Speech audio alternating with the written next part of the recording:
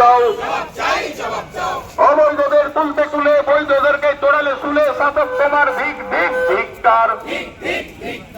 অবৈধদের তুলতে তুলে বৈধদেরকে তোড়ালে শুলে এসএসসি প্যানেল বাতিলের প্রতিবাদে রাজ্য সরকারের বিরুদ্ধে আন্দোলনে দুর্গাপুর নাগরিক সমাজ। দুর্গাপুরের সিটি সেন্টার জুড়ে চলে প্রতিবাদ মিছিল। সংগ্রামী যৌথ মঞ্চের সদস্য ভাস্কর ঘোষ বলেন, এসএসসি প্যানেল বাতিলের ফলে চাকরি গিয়েছে যোগ্য শিক্ষকদেরও। তারই প্রতিবাদে বিকাশ ভবনের সামনে বিক্ষোভে নেমেছিল যোগ্য শিক্ষক শিক্ষিকারা। তখনই তাদের উপর নির্মমভাবে হামলা চালায় পুলিশ। তারই প্রতিবাদে আজকের এই প্রতিবাদ মিছিল। তিনি জানান, ধারাবাহিকভাবে চলবে তাদের এই আন্দোলন। 26,000 যে শিক্ষক এবং শিক্ষাকর্মীর প্যানেল বাতিল হয়েছে হাই স্কুলের শিক্ষক এবং শিক্ষাকর্মীদের, তার মধ্যে বেশিরভাগটাই যোগ্য শিক্ষক শিক্ষিকা ছিলেন।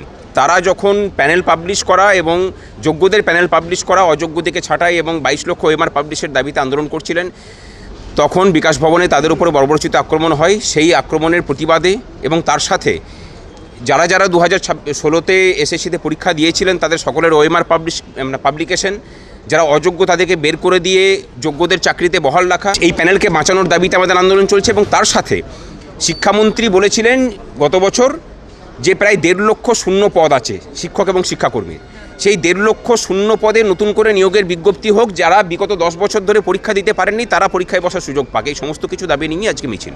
পুলিশের সক্রিয়তা তো তারা তো উপরের নির্দেশ দেয়, সেই নির্দেশ অনুযায়ী কাজ করছেন। এখানে পুলিশকে শিখণ্ডী সাজিয়ে আসল যারা অপরাধ করলেন 14 তলায় বসে তাদেরকে রেয়াত করার কোনো মানে হয় না। যা কিছু এখানে এই রাজ্যে সংগঠিত হচ্ছে সেটা সমস্ত কিছুই ওই উপরতলায় বসে যারা করছেন তারা পুলিশ মন্ত্রী, মুখ্যমন্ত্রী এবং শিক্ষামন্ত্রীর নির্দেশে যা কিছু হওয়ার হয়েছে। এবং তার সাথে এই সব ডিপার্টমেন্টে যারা আমলারা আছেন সে আমলারাও দায়ী। দেখুন, সুপ্রিম কোর্টের রায় হয়েছে, দিতে বাধ্য। এটা আর দয়া দাক্ষিণ্যের জায়গাতে নেই। সুতরাং পাওয়া যাবে কি না যাবে এটা এইভাবে আমরা দেখছি না, এটা আমাদের অধিকার। এই অধিকারটা সুপ্রিম কোর্টের এর আগেও কোর্টে প্রতিষ্ঠিত হয়েছে, সুপ্রিম কোর্টও সেই প্রতিষ্ঠা দিয়েছেন। না যদি দেয় তার জন্য ব্যবস্থা আমাদের রেডি আছে। এই রাজ্যের সরকারের যেটা রাজধর্ম সেটা হলো যে এই রাজ্যের মানুষকে ভাতা দাও, কর্মবিমুখ করো এবং তার সাথে এই রাজ্যের যারা ধর্ষক, খুনি, অপরাধী তাদেরকে বুক দিয়ে আগলে রক্ষা করো। সনাতন গড়াই, 99 নিউজ বাংলা, দুর্গাপুর।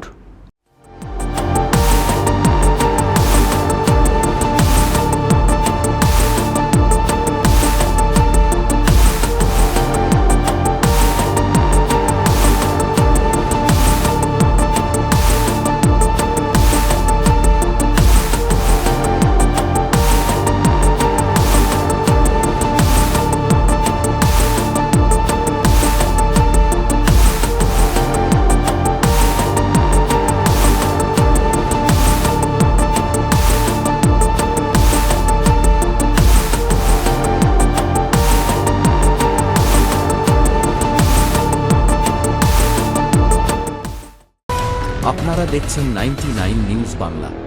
বদলাবো আমরা।